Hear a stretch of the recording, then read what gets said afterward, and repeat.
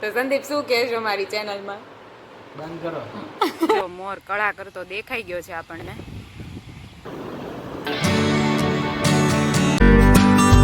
Hey guys, good morning, જય શ્રી કૃષ્ણ, જય સ્વામિનારાયણ. સ્વાગત છે તમારું મારા આજના એક નવા બ્લોગમાં.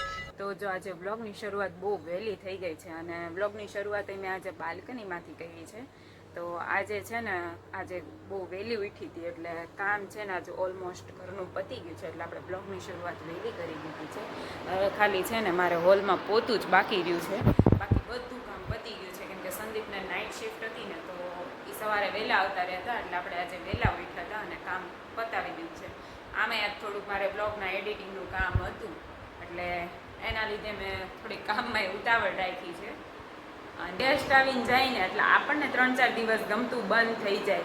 એટલે ભાઈ ભાભીની વાત નથી, કોઈ પણ ગેસ્ટ મારે અહીંયાથી આવીને જાય ને એટલે મને ગમતું જ બંધ થઈ જાય 3-4 દિવસ પછી પાછા આપણે એઝ રૂટીનમાં આવી જઈએ. અને હમણાં એ લોકો હતા ને તો વધારે ને વધારે એવી ટ્રાય કરીએ કોઈ પણ ગેસ્ટ હોય તો કે ઘર બહુ સાફ સૂફ ઓછું કરીએ, જેમ બને ને એમ સાથે રહેવાની ટ્રાય કરીએ. એટલે ઘરે થોડુંક ગંદુ થઈ ગયું હતું તો એ આપણે બધું ઓલમોસ્ટ સાફ સફાઈને બધું કરી નાખ્યું ને બેડશીટ જો આજે વોશ થઈ ગઈ છે મારી. એટલે લગભગ બધું કામ પતી ગયું છે એટલે આજે હવે બીજું કામ છે એ બધું પતાવવાનું છે, ઝીણું ઝીણું. તો જો અમે મંદિરે જતા હતા ને તો રસ્તામાં જો મોર કળા કરતો દેખાઈ ગયો છે આપણને. જો કેટલો મસ્ત કળા કરતો દેખાય છે અને સાથે 3-4 ટેલય છે. જો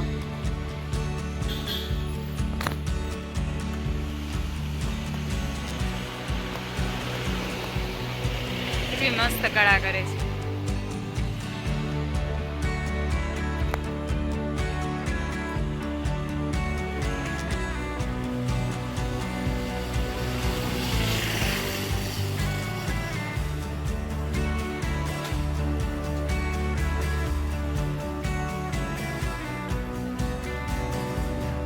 જો બીજા દિવસની બપોર થઈ ગઈ છે અને બપોરે જમવા બેસી ગયા છીએ.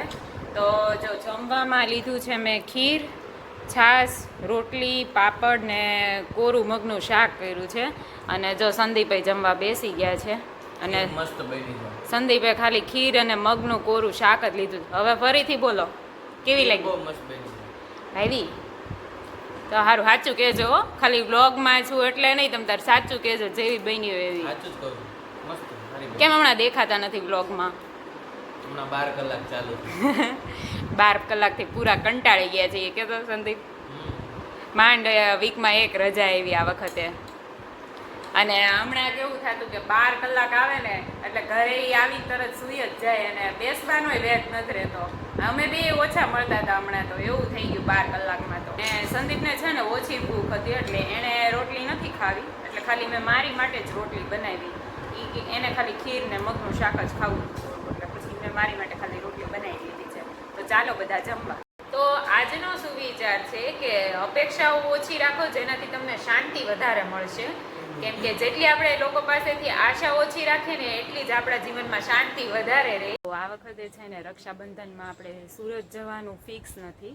કદાચ સંદીપને રજા મળે તેને નહીં મળે એટલે કદાચ ન મળે તો જવાનું રક્ષાબંધનમાં નહીં થાય સુરત. એટલે ભાઈ ને ભાભી લોકો આવ્યા હતા ને તો મેં કીધું તમે અહીંયા આવ્યા જ છો તો તમને રાખડી બાંધી દો, કદાચ ન આવવાનું થયું તો એમ. અને બાય ચાન્સ જો આવવાનું થશે તો આપણે ફરીથી બધા સાથે બાંધી દઈશું.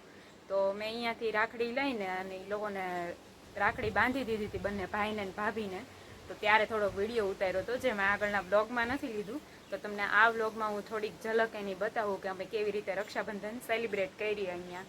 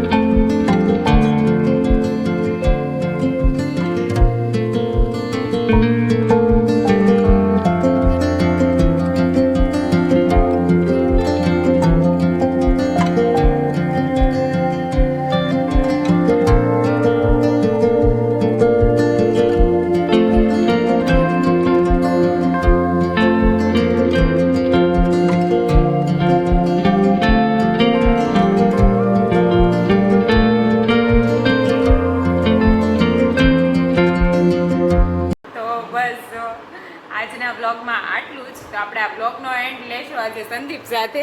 તો સંદીપ શું કહેશો મારી ચેનલમાં? બંધ કરો. ક્યારના એવું કહે છે કે મેં કીધું તમે એન્ડ લેજો તો એવું એમ કહે છે કે બંધ કરો ચેનલ બંધ કરો એવું બોલીશ એવું કે લ્યો હવે સીધી રીતે એન્ડ લ્યો. હાલો ચેનલને શું કરવાનું? ડિલીટ કરવાની. એ સીધી રીતે આ નહીં બોલે તો આપણે એની સાથે બ્લોગનો એન્ડ લઈ લઈએ. તો બસ આજના બ્લોગમાં આટલું જ. મળીએ ત્યાર પછી કાલે નવા બ્લોગમાં. ત્યાં સુધી બધાને બાય બાય. તો તમને મારા વિડીયો જોવા ગમતા હોય તો મારા વિડીયોને લાઈક કમેન્ટ અને શેર કરવાનું ના ભૂલતા. મારી ચેનલને સબસ્ક્રાઈબ જરૂરથી કરો.